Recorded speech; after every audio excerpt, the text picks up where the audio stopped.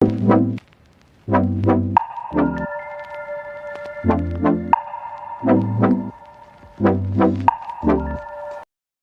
మనం purchase bill ఎక్కించేటప్పుడు ledger window వస్తుంది కదా. లెడ్జర్ విండో వచ్చినప్పుడు ఇక్కడ మనకు కావాల్సిన లెడ్జర్ లేనప్పుడు మనం ఎలా క్రియేట్ చేసుకోవాలో చూపిస్తా. ఓకే, దానికి మనం ఫస్ట్ పర్చేస్ బిల్లులోకి వస్తాం కదా. పైన డేట్ చూస్ చేసుకుంటారు. సో ఇక్కడ మనకు లెడ్జర్ అడుగుతుంది, ఎవరి దగ్గర నుంచి మీరు పర్చేస్ చేశారో ఆ లెడ్జర్ సెలెక్ట్ చేసుకోండి అని. సో వాళ్ళ లెడ్జర్ ఇక్కడ లేనప్పుడు మనం కీబోర్డులో F2 బటన్ ఉంటుంది, ప్రెస్ చేయాలి. కింద డిఫాల్ట్గా సన్రే క్రెడిటర్ సప్లయర్ అని ఉంటుంది, దాన్ని క్లిక్ చేయాలి. ఇక్కడ మనకు లెడ్జర్ నేమ్ ఉంటుంది, ఎవరి దగ్గర నుంచి మీరు కొన్నారో వాళ్ళ లెడ్జర్ నేమ్ ఒకటి ఎంటర్ చేయాలి. ఎగ్జాంపుల్గా నేను ఏదో ఒకటి ఎంటర్ చేస్తున్నా. పర్చేస్ బిల్లులో వాళ్ళ డీటెయిల్స్ ఉంటాయి, పర్చేస్ బిల్లులో వాళ్ళ డీటెయిల్స్ చూసి వాళ్ళ లెడ్జర్ నేమ్ పెట్టేసేయండి.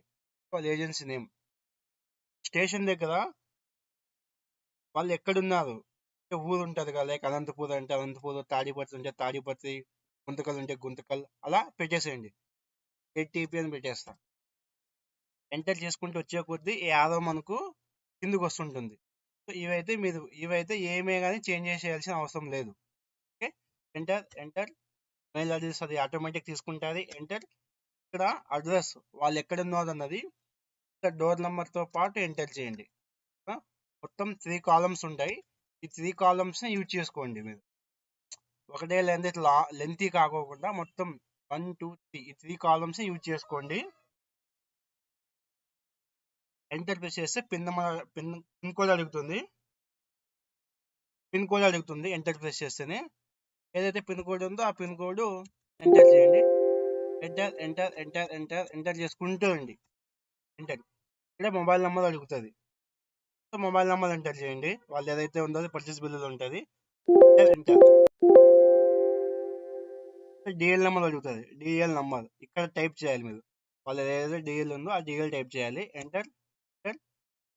Enter GST number, GST IN ఉంది కదా, ఎంటర్ జిఎస్టీ నెంబర్ ఎంటర్ చేయాలి.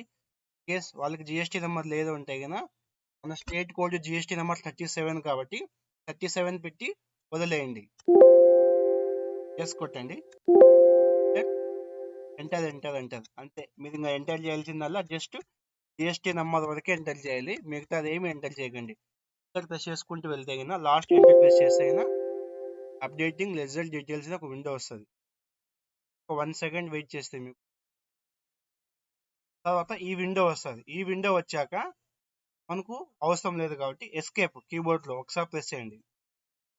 సరే ఇక్కడ వచ్చేసింది, నేను క్రియేట్ చేసింది, దాన్ని సెలెక్ట్ చేసుకుంటారు. వాళ్ళ bill number, date, purchase bill. ఈ విధంగా మనం ఏజెన్సీ యొక్క లెడ్జర్ని మనం క్రియేట్ చేసుకోవాలి. ఓకే.